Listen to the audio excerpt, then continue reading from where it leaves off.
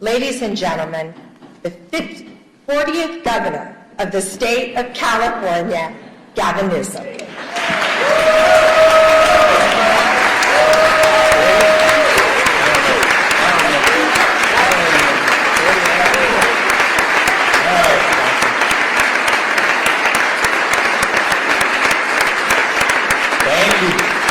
Thank you, everybody.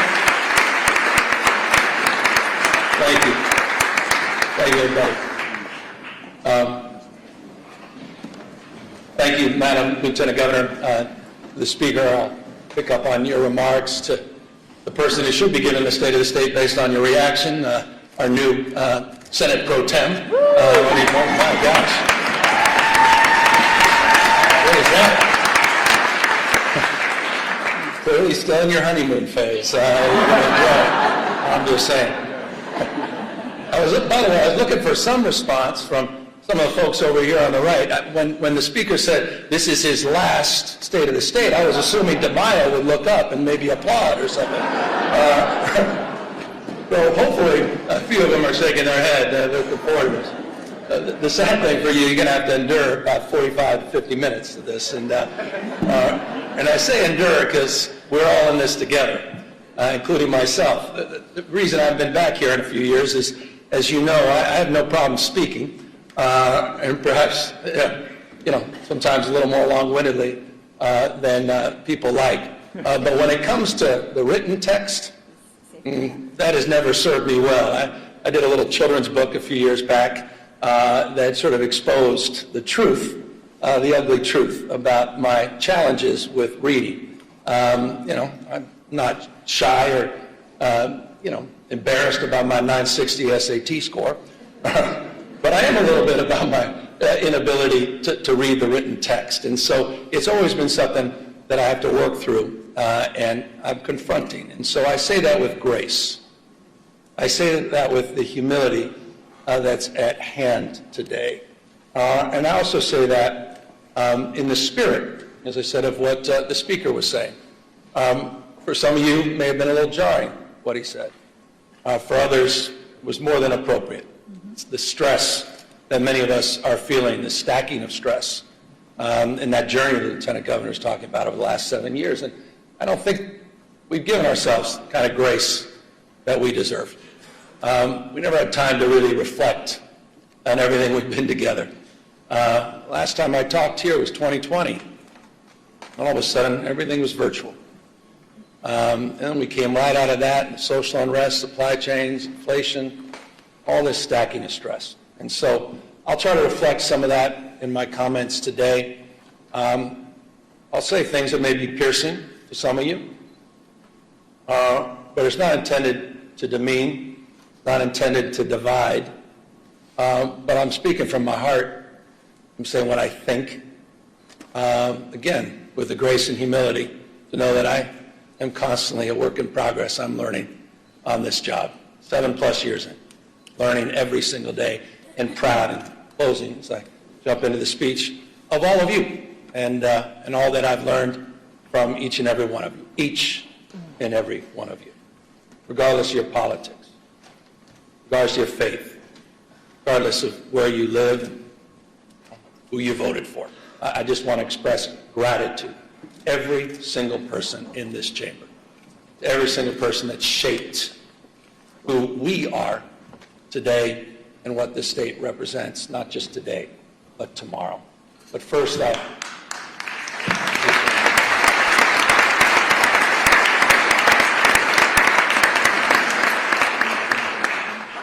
speaking of shaping things, I've been thinking a lot about, final speech, think about your life, think about your journey, think about the things that shaped you, and I'll begin a little bit with that, about having spent nearly my entire life, now almost 6 decades, along the rivers of this remarkable state, from my youthful days on the upper American River with my dad, to my time with my own children downriver, not too far from here. Those rivers that have shaped the story, not only my life, but shaped the story of California, a sense of place. From native people shaped by these rivers to men who extracted riches from their silt. The shout a shout of Eureka, Eureka. When the madness began, fortunes were made, fortunes were lost, time over and over again. Farmers who worked the soils nourished by those rivers, settlements that turned into towns, towns that turned into thriving American port cities, industries in our state flourished. Through 2 world wars, the Great Depression, and social upheaval, booms and busts, California endured. California thrived. And the rivers, they kept flowing. For 175 years, California has been a marvel of invention and reinvention, disaster and recovery, grit and ingenuity. We've found ways to build the future over and over. But today, that spirit is being tested. We face an assault on our values unlike anything I've seen in my lifetime. The federal government, respectfully, it's unrecognizable, protecting the powerful at the expense of the vulnerable. Their credo seems to be about fear, fear of the future, fear of the stranger, fear of change. In Washington, the president believes that might makes right, that the courts are simply speed bumps, not stop signs, that democracy is a nuisance to be circumvented, secret police, businesses being raided, windows smashed, citizens detained, citizens shot, masked men snatching people in broad daylight, people disappearing, using American cities as training grounds for the United States military, purposeful chaos emanating from 1600 Pennsylvania Avenue, shifting the tax burden from the wealthy, from billionaires to small businesses, ranchers, farmers, and the middle class, lining the pockets of the rich, crony capitalism at unimaginable scale, state capitalism, self-dealing, profit-making, not policy-making, rolling back rights of marginalized communities, rewriting history, censoring historical facts. Their politics, some twisted nostalgia about restoring the dynamics of a bygone era. None of this is normal. And it's important to remember at moments like this, the greatest tragedy is not, as King said, the clamor of bad people, but it's the appalling silence of so many good people.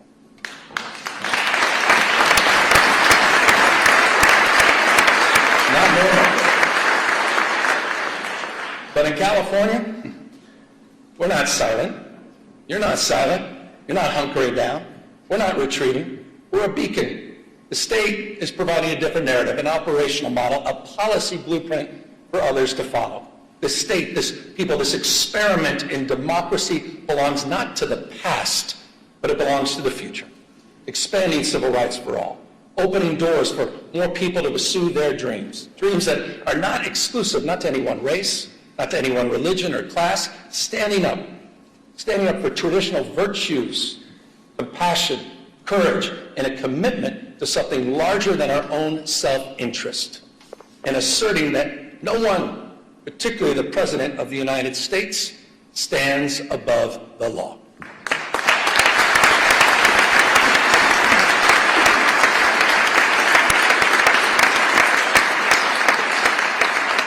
We've gone to court. We've gone to court. We've gone to court to protect our people, pushing back against this executive overreach. 52 lawsuits have been filed, funded by you, by the way, in the special session that all of you led. And as a consequence, point of pride for our Attorney General, as a consequence,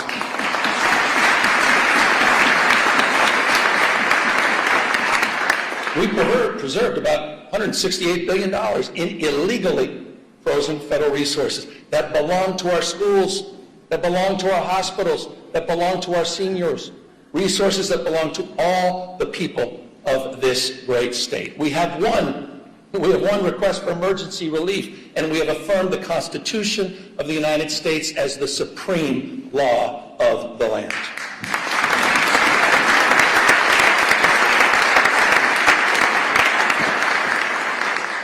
I say this with respect, but mindful.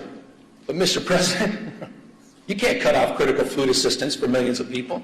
You can't send the military into American cities without justification, and you cannot cruelly and illegally cut off funding for medical research, homeland security, or disaster response. That is wrong. That is wrong. And you all stood up. You have all stood up. Our Attorney General has stood up. Our Speaker has stood up. Our Pro Tem has stood up. All of you, on behalf of all people in our state. Proud of that. You should be proud of it.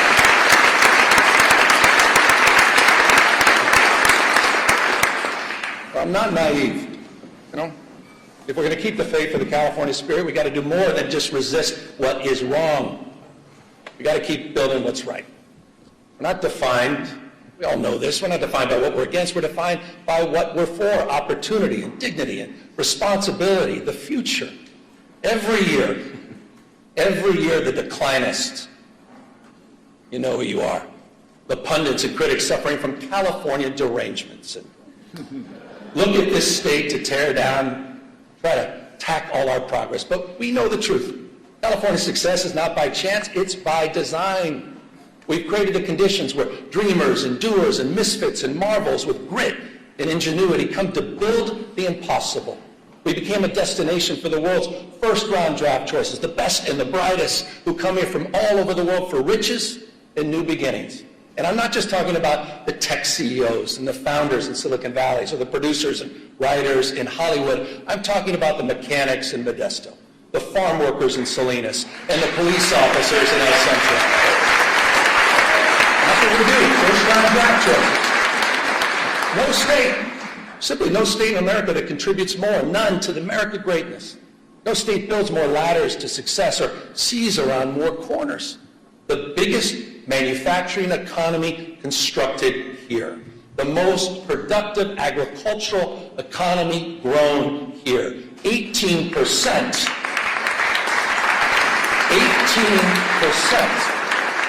18% of the world's R&D invested right here in California. 1/2 of America's unicorn companies, those companies valued over $1 billion, a half, are in the great state of California. And get this, the happiest cities.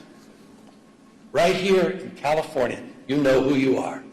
Fremont, San Jose, Irvine, San Francisco, and San Diego, consistently the most happiest places on earth. And your state, I think that matters. And it's interesting, isn't it? Those cities, they have so much in common, don't they? And that's proximity. The one thing they all have in common is proximity to the greatest research institutions in the world, the greatest system of public higher education anywhere in the world, this conveyor belt for talent. A proof point. You all know this, but I want to remind everybody.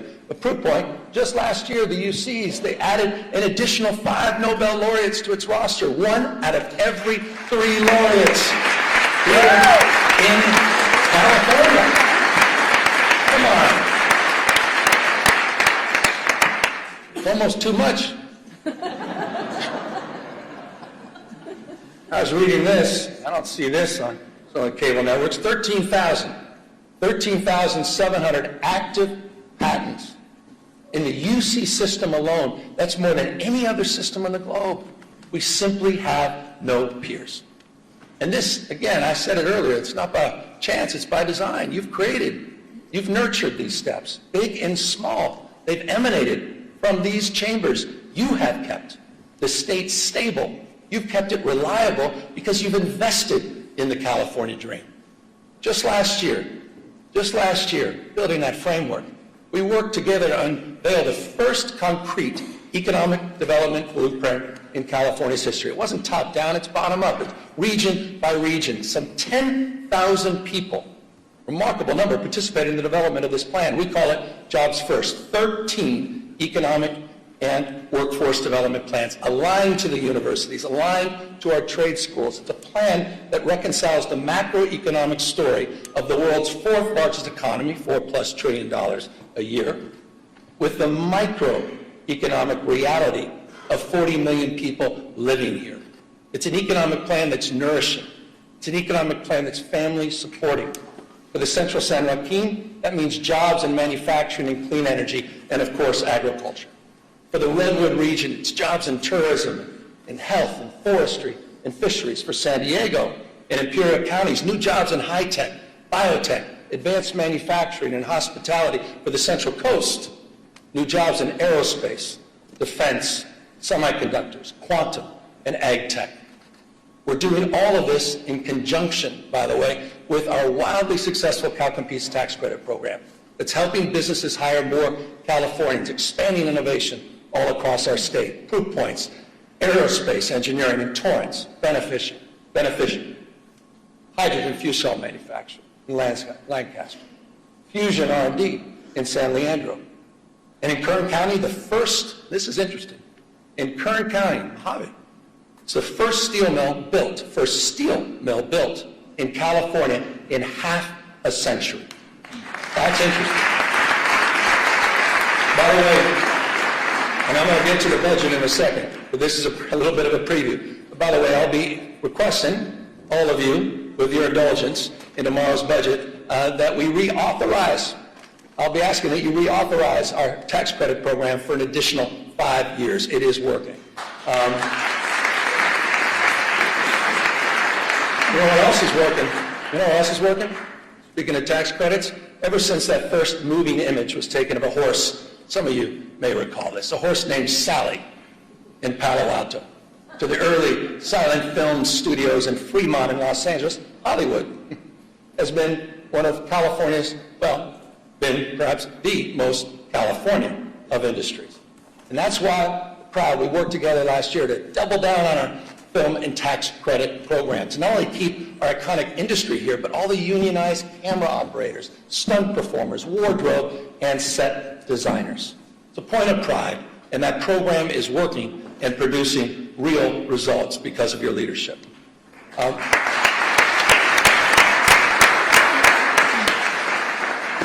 But as we support our proud past, we also need to make investments in our economic future. We're defining the next decade and beyond through robotics and fusion and space and quantum and artificial intelligence. And speaking of which, I understand it goes without saying that no technology holds more promise, also more peril to jobs, our economy, to our way of life than artificial intelligence. Bottom line is the tech genie's out of the bottle. The question is not whether change is happening, it is. The question is, what values will guide us into this new frontier? And that's a question you're answering, that we are answering. Last year, we worked together on landmark legislation to create the nation's first rules for responsible, ethical, and safe use of AI. Regulations to provide guardrails that balance risk and opportunity. This was a consensus effort and a template for the nation where you may have just seen, just recently, New York State adopted our approach, your approach here in California, and made it their own. That's California leadership. We're leading the way in this space. It's how we're shaping the future. And it's a unique combination, isn't it, of conscience and capital, entrepreneurial and innovative spirit that encourages risk-taking but discourages recklessness. Policy that creates predictability, so investors have confidence and innovators have space to dream and do. Compare that to this carnival of chaos on the national stage. All these mini dramas that we have to deal with hour by hour, this sort of vapid day trading with real world consequences. No more striking than that big, beautiful bill. I want to remind everybody what it means to all of us here in California. That big, beautiful bill is putting 1.8 million Californians at risk of losing their health insurance. 2 million facing premium increases. 2 million. Cuts in food aid poised to impact some 375,000 Californians. And for what? For what? All to benefit the top 10% of this country. People already own 2/3. Top 10%, 2/3 of the household wealth. Plutarch.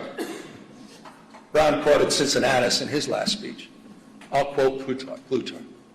So the imbalance, said this almost about 2,000 years ago. He warned the Athenians. Imbalance, 2,000 years ago. The imbalance between the rich and the poor is the oldest and most fatal ailment of all republics. Think about that. 2,000 years ago. It's just not sustainable. It's not. Understanding the lessons of the past, California, all of us, we marched the beat of a different drum. We built one of the most progressive tax systems in the nation. One that asked high-income residents to pay a little bit more without punishing those that are making a little bit less. Think about this, and I hope folks over here think about this. There are 11 states in the United States of America that tax their minimum wage earners more than the state of California. There are 16 states in the United States of America that tax their low-wage earners more than California taxes its high-wage earners. So the question to all of you, who are the high-tax states? Just consider Texas. Just consider Florida, the two most regressive tax states in America. They're hammering their low-income earners. They're hammering them more than their wealthiest. Who are the high-tax states? California stands for fairness. And by the way, it's not just in our tax code and our tax policy in more ways than one. And that's why I was proud. I was proud to work with all of you last year, proud to work with the legislature to raise the minimum wage for fast food workers in this state to $20 an hour. And also, that's a point of pride. And how about those healthcare workers, the highest minimum wage in the United States of America, working with you at $25 an hour? But there's some of you probably thinking, no, well, that's just too bad. We should be like Alabama, maybe South Carolina, maybe like Tennessee. 20 states now across this country that keep their minimum wage at $7.25. Come on. Hasn't been raised in nearly 2 decades, the federal minimum wage. Try to pay rent, try to raise a family, try to pay for an education on $7.25 an hour. Comes down to a simple question, doesn't it? Who do you stand for? Who do you stand for? Do you stand for the rich and the powerful, the most well-connected? Or do you stand for bus drivers and janitors? Do you stand there with special education teachers that are working overtime to support and raise your family? Who do you stand for? Who do you represent? Reflected in our values. Who do you? We have to answer that question. Good news is you're answering that question.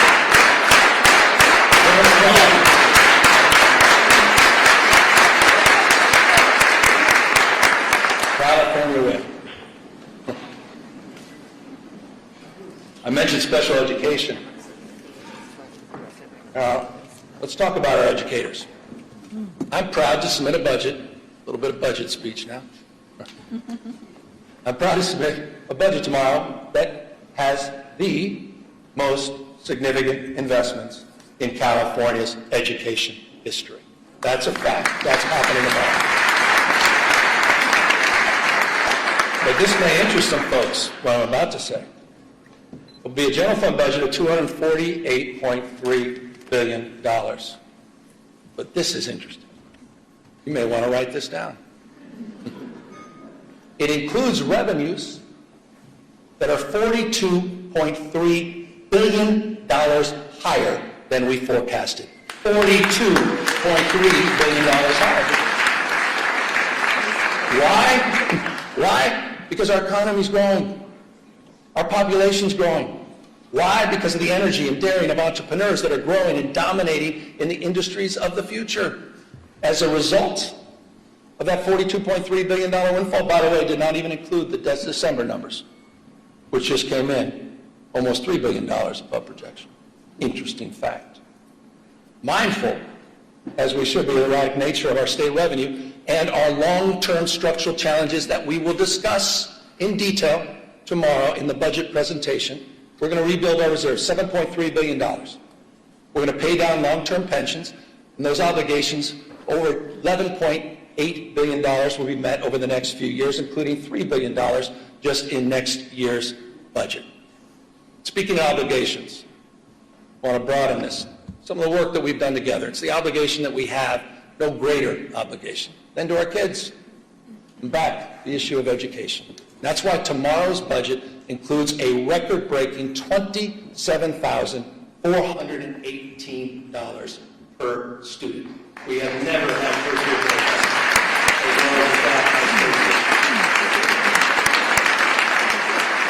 It's also a budget, we got to celebrate our wins. We forget about these things. It's also a budget that fully funds our brand new grade, TK for All, and maintains our commitment at the same time to reduce class sizes. Fully funded. Also a budget that continues our nation-leading investments. And I'm proud, my wife, thank you for the recognition, Mr. Speaker, my wife. But I'm proud. But I'm proud of her advocacy and your advocacy, making sure we continue to lead the nation in our investment in school meals. Nearly $1 billion. This is amazing. It's nearly $1 billion. Breakfast, lunch, and snacks each and every year. We're going to take that to the next level. And it's also, this budget's going to advance the nation's most expansive and audacious plans to eliminate ultra-processed foods at the same time from our cafeteria. California is leading in that space.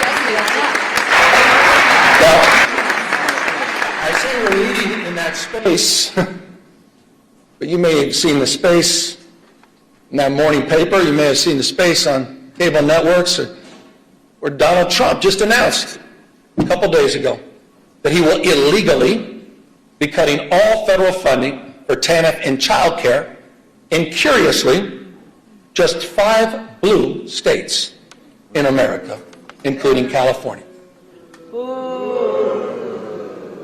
You just think about that as a value proposition. I'm glad no one applauded that. How the hell can you applaud that?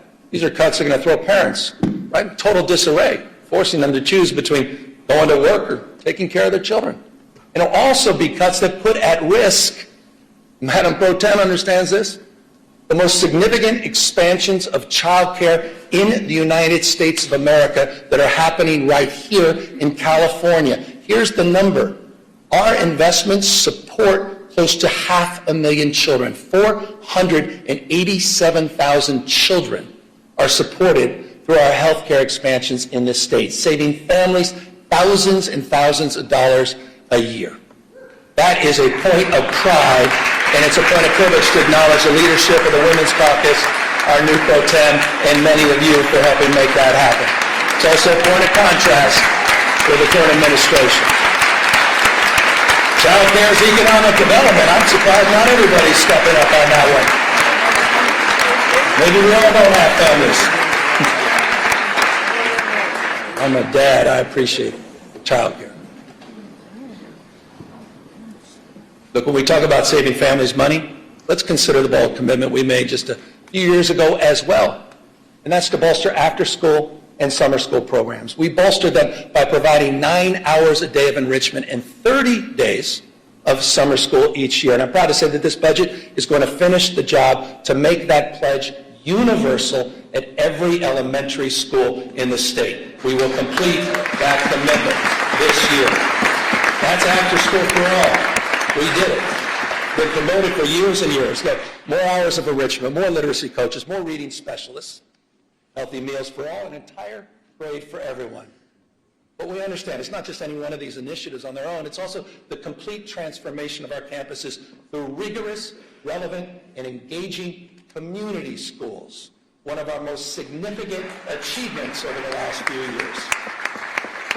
I want to remind you, this is important. To date, California's invested $4.1 billion in these life-changing, enriching community schools, supporting over 2,500 campuses throughout the state. And the good news is we're not done. The budget that I will propose tomorrow includes an additional $1 billion to expand thousands of additional high-need community schools in our state.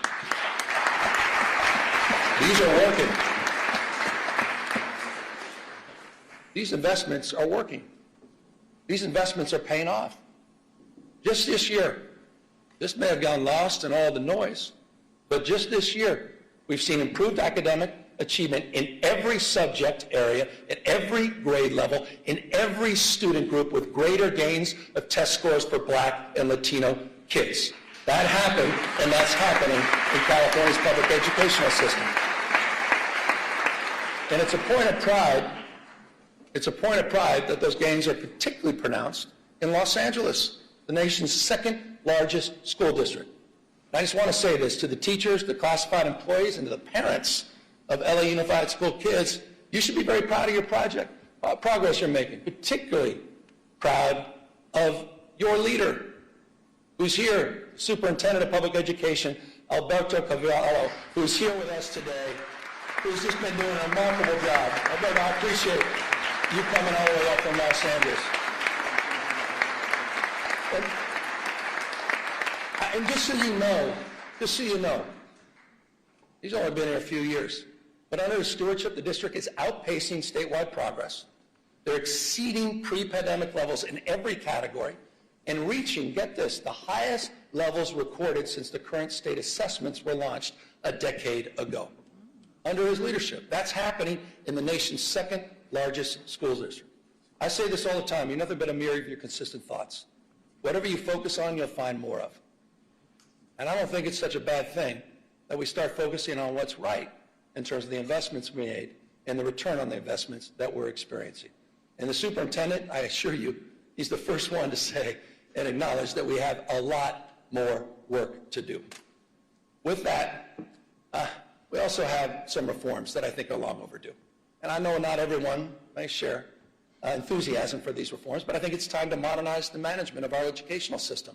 So the budget I'll be submitting tomorrow proposes that we unify the policy making by the State Board of Education and the Department of Education, which I believe will allow the State Superintendent of Public Instruction to align our educational policies from early childhood through college much more efficiently. I believe that's important and long overdue reform.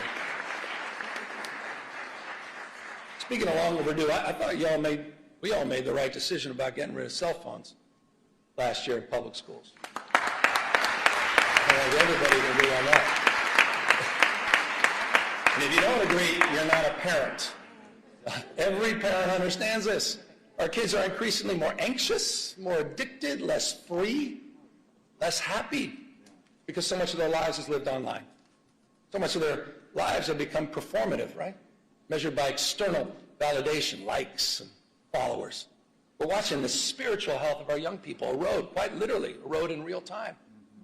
The vital conversation about what to do, that's played out here disproportionately in these chambers for well over the last decade. So I'm proud of all of you. I'm proud of California's leadership, leading the nation in kids' online safety, thanks to laws that you passed, including many that I had the privilege of signing just last year on age verification, on chatbot safety, on parental controls.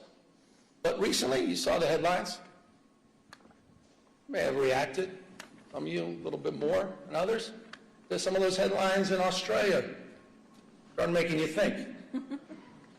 Are we doing enough? Can we do more?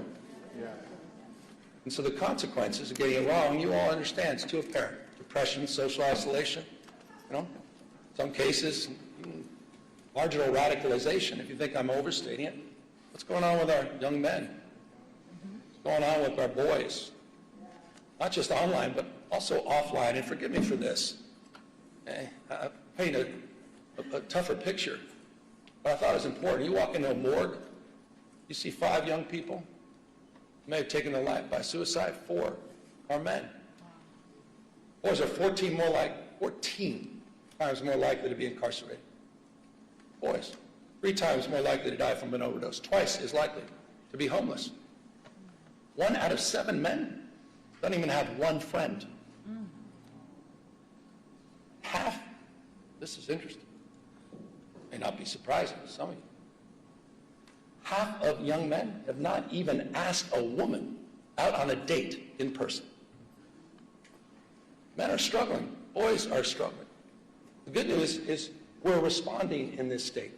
I was proud to recently issue an executive order that, among other concrete actions, creates a new service challenge. We call it the Men's Service Challenge. We're calling on 10,000 young men to step up as tutors, mentors, and coaches, and leaders in their communities. I think that's important. We need more young men. By the way, I saw my wife, she was kind enough to stand up. This is not an ad. But about 20 years ago, she did a landmark film about the misrepresentation of women and girls called Misrepresentation. Oprah bought it. It was very well received.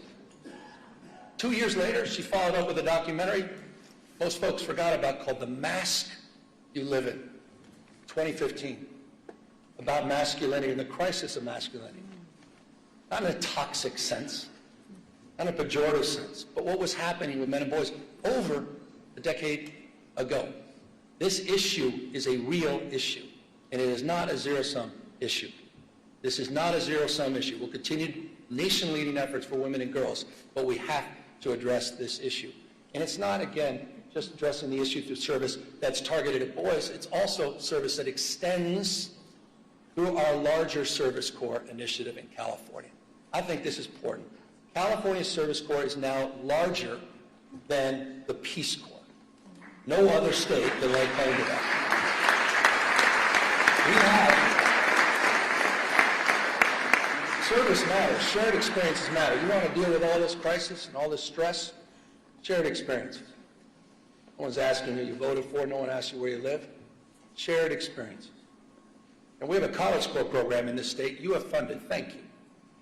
The College Corps program, unlike anything else in the United States, over 3,500 students are earning up to $10,000 to reduce their cost of education, and what we ask for in return is 450 hours of service.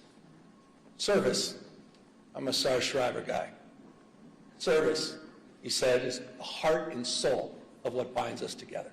Helping personal character, helping with friendships, as well as helping with careers. Now on the career front, I also want to highlight something that you funded. I want to highlight the progress you've made. I want to thank you for the commitment. We created the state's first master plan for career education.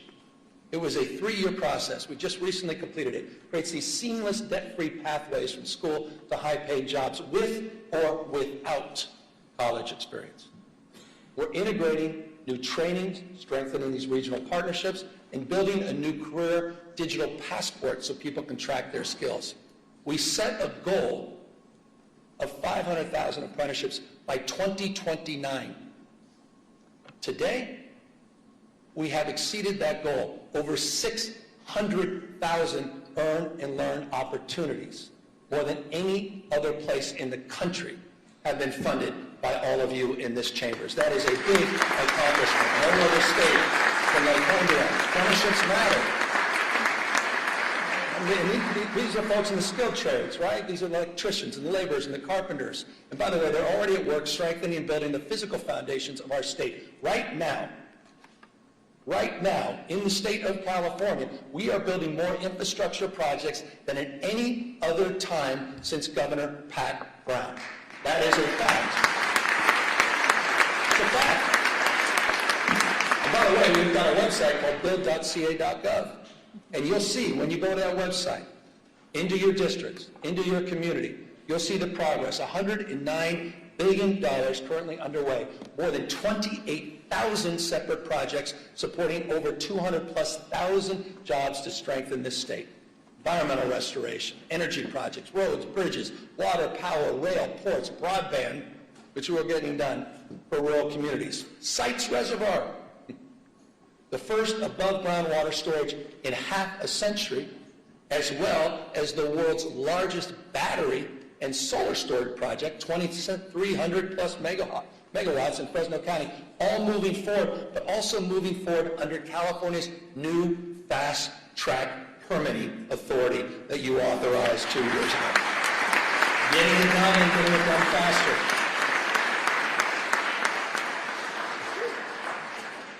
I debated whether or not to include this in my comments, but I thought it was important. My gosh, how about mis and disrepresentation? How about mis and disinformation? Pick up on permitting. Fast tracking. We're also laying tracks. Laying tracks, the nation's first high-speed rail system.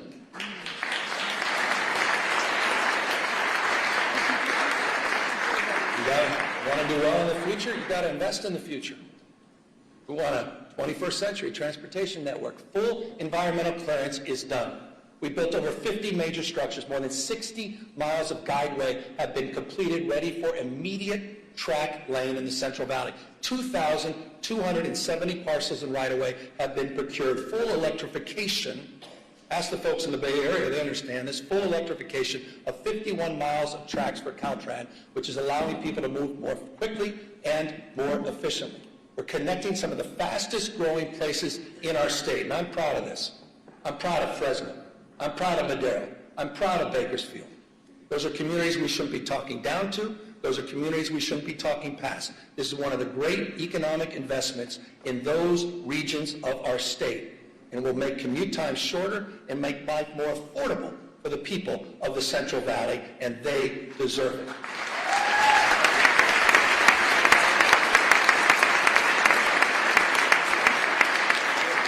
By the way, affordability, it's not a word we just discovered. Certainly not a hoax. So just briefly, here's the way we think about it. I think the way most of us think about it, it's not just one issue. It's a stacking of many, many issues on top of each other. But the one issue that impacts more things in more ways on more days, pretty self-evident, cost of housing. Really California's original sin. For decades, it's true, for decades and decades, the California housing reforms have been sort of notable for delay, often even denial. That said, a few years back, we got to work. In 2019, we passed the strongest statewide renter protections in the United States of America. We did that together. In the past few years, we have enshrined the most consequential housing reforms in our state's history, just last year alone. And I'd have to name check about 20 of them. Scott Buffy among many, but I'll probably lead with those two. I was proud to sign 61 housing reform bills, clearing away regulatory thickets, forcing local governments, often resistance, to get in the game, and modernizing our environmental review. But we obviously have more work to do, and this year, I hope we can work together, legislature, to focus on the cost of construction, focusing on utilizing new building methods and new technology that are worker-centered reforms that must bring our brothers and sisters in labor along with us. We have that opportunity, Rich. There's another area that also requires our, I think, urgent attention, and that's the institutional investors that are snatching up homes by the hundreds and thousands at a time. These investors are crushing the dream of home ownership and forcing rents too damn high for everybody else. I just humbly submit, I think it's shameful that we allow private equity firms in Manhattan to become some of the biggest landlords here in our cities in California. It's time to tackle that issue. I look forward to working with all of you to address it. For the next few weeks, I've heard from a number of you on this, and I think there's some bills in this space. I look forward to working with the legislature to combat this, at the end of the day, it's just monopoly, monopolistic behavior, and strengthen accountability, level the playing field for working families. And that's going to mean more oversight and enforcement, and it potentially is going to mean changing some of our state tax code to make all of this work. Look, Malia liked the word tax. Housing is just one component. Housing is one component on this stack of affordability challenges that we face. And that's why our stack of solutions has included more than tripling the earned income tax credit in this state and providing some $7.6 billion back into the pockets of people since 2019. We've created the Young Child Tax Credit, the Foster Youth Tax Credit, new programs we created together. And I'll remind you, we increased paid sick leave and paid family leave, allowing eligible workers, this is important, just went in effect, to receive up to 90% of their wages while they're raising and supporting their families. Few states in America are doing that. Through all of these programs, through all of these targeted tax credits, these rebates and program expansions, the average California family now saves $18,000. Not insignificant. $18,000. But I also am mindful and recognize that the new cost of eggs is now your energy bill. The number one driver, by the way, number one driver of your increased energy bills over the last decade has been the cost of hardening our infrastructure and other wildfire-related costs.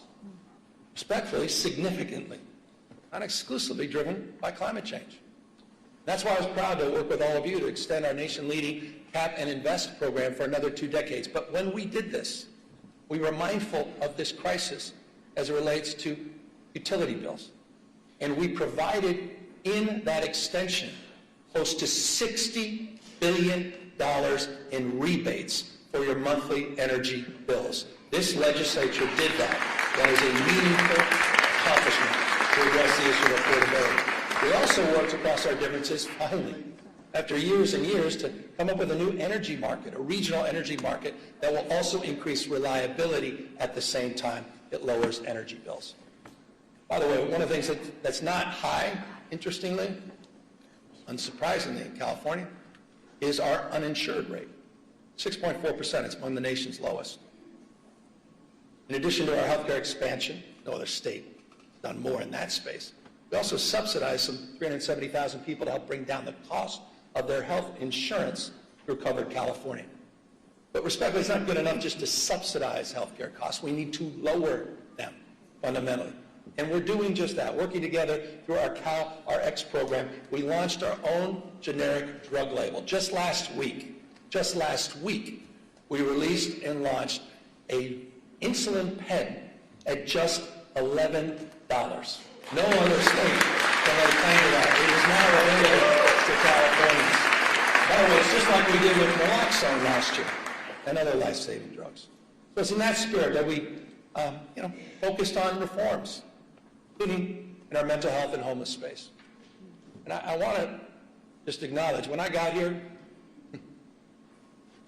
we had no homeless plan, we had no housing plan, we had no mental health plan, there's no accountability. There was little investment.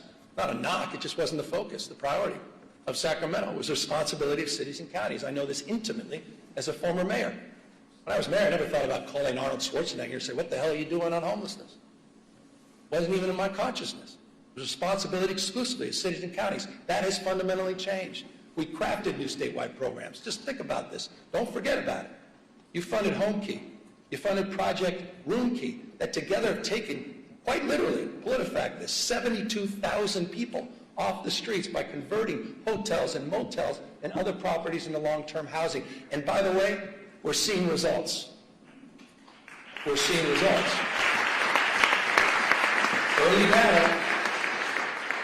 Early data just compiled.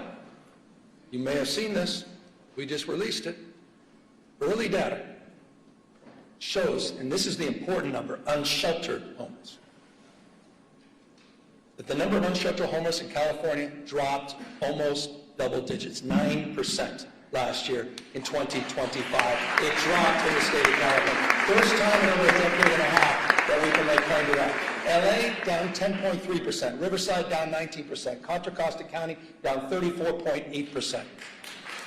And I remind folks, by the way, who think this is unique to California, overall homelessness in the state, in the United States of America went up 18.13% last year.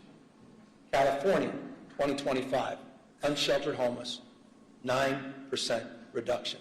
First time in almost 2 decades. So the investments are paying off, and of course, it's not good enough. Particularly for those living on the streets, self-medicating with drug and alcohol addiction, those suffering from bipolar disorder, schizophrenia, and paranoia. But because of your leadership and new tools to address this issue, we've modernized California's landmark conservatorship laws for the first time in over half a century. You created Care Court, a new legal framework to connect people with untreated psychosis to court-ordered services and housing, and the California voters, they did their part. They supported Proposition 1 with the passage in 2024, $6.38 billion. Here's a brief update. For folks that just think this is all going to go away on its own, we don't have to make investments. In just 18 months since the voters approved that program, we've already approved 70% of the new treatment beds in slots that were promised under Prop 1. It's the fastest distribution of bond money in California's history. The fastest. 4,000, here's a numeric, 4,236 new locked and unlocked mental health beds, 18,875 new outpatient beds. It's a big deal. And on July 1st, in just a matter of months, this year we'll implement the second phase of Proposition 1 by redirecting $1 billion a year in annual mental health funding for housing and treatment for people living on the streets, providing counties what they've been asking for, $1 billion predictable every year. So I say this with love and respect to the counties. No more excuses. It's time to bring people off the streets and out of encampments and into housing and treatment. No more excuses. You've done your job, members of the legislature. We have. No more. State vision is realized locally. Localism is determinative. Just is. Period. That doesn't mean our hands are clean. No one's naive about that. And that's why just since 2021, the state has removed, with your support, some 19,000 encampments.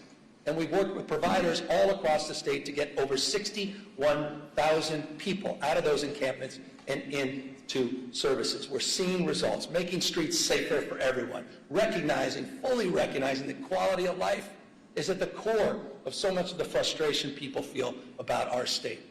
And when it comes to quality of life, when it comes to public safety specifically, let's talk about the facts. For the first time in California's history, you stepped up. It's something we've never done in the past. You provided grants to police departments, prosecutors, to combat organized crime, retail theft, and hold criminals accountable. You provided $267 million to 55 local law enforcement agencies. We deployed crime suppression teams. We deployed them in Bakersfield. We deployed them in San Francisco. We deployed them in San Bernardino, in Oakland, and recently, because of the tragedy, the shooting in Stockton, we deployed them there. We're supporting local law enforcement. We're also supporting, with the help of the California Highway Patrol, a force that's been bolstered by the addition of 1,000 new officers. And here are the results. Here are the results. We have seen double-digit decreases in crime overall in the state of California. Property crime.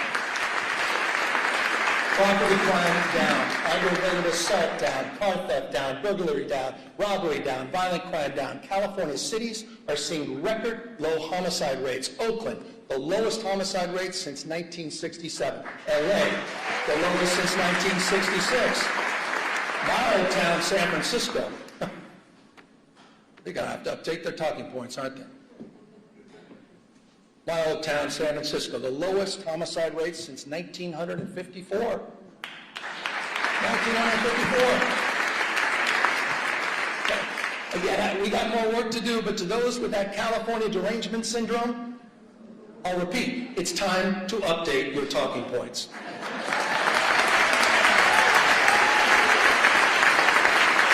You guys have been working hard at this. No one's walked away from public safety. You guys have been leaning into public safety. We didn't turn a blind eye to this. We invested in it. We did the hard work.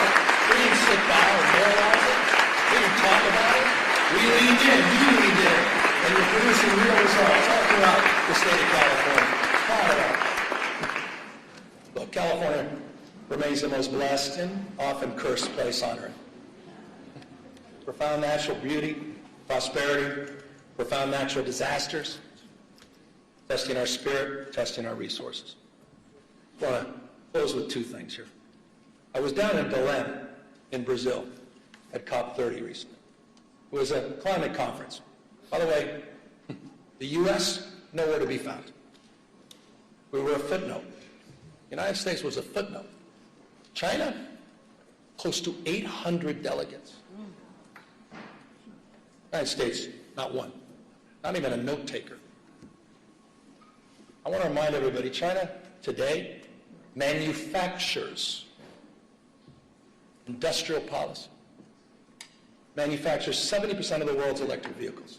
They're flooding the global market with increasingly high quality and inexpensive cars. And I just want to say this clearly.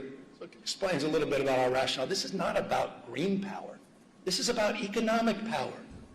They are dominating the space. They're locking in markets. They're locking in supply chains. They're locking their influence all across the globe. They're cleaning our clock.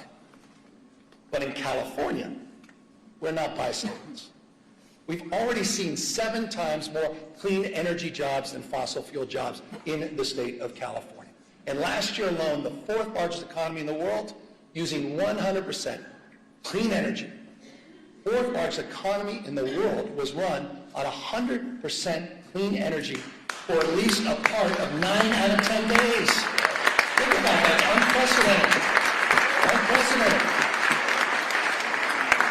Almost 9 out of 10 days. Two-thirds of our energy comes from clean sources. Solar, hydro, comes from wind, and geothermal comes from nuclear power. And just last year, California finally ended its use of any coal-fired power. We're in the how business.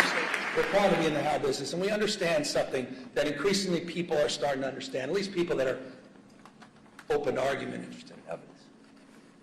That climate risk is financial risk. That climate risk is becoming uninsurable.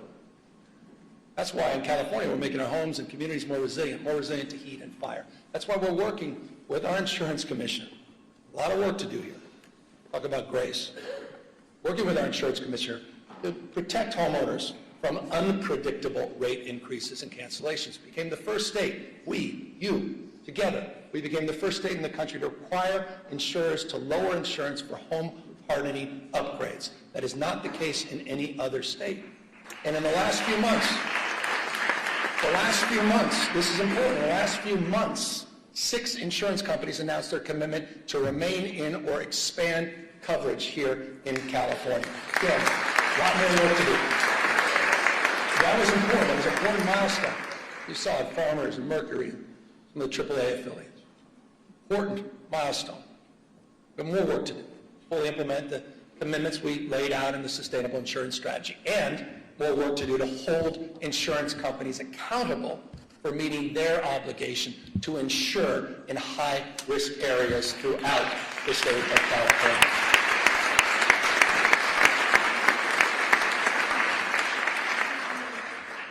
I want to end with this. I was down in LA yesterday. Got back last night, and those insurance stories, they self-evidently, unsurprisingly, were front and center with those survivors that I met. And let me remind everybody, I think it's important. I want to remind everybody what happened a year ago. Put it in perspective. Between January 7th and January 22nd, 48,000 acres burned, the size of 3 Manhattans. 3. Communities torn asunder, Palisades, Altadena, Malibu, Pasadena's. Fires took the lives of 31 people. 31. Destroyed 16,000 structures. On the sober anniversary, not only right that we honor the lives lost, but we also honor the lives of some of the remarkable heroes and leaders, the first responders and firefighters that faced unimaginable conditions.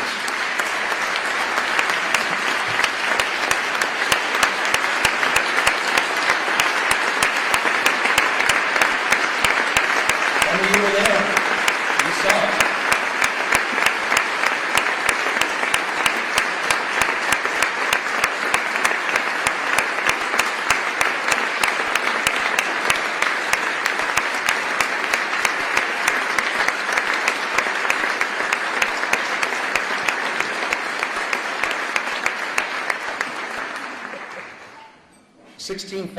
At peak, 16,000 personnel working in the arena, the theater of fires, 16 plus large-scale fires.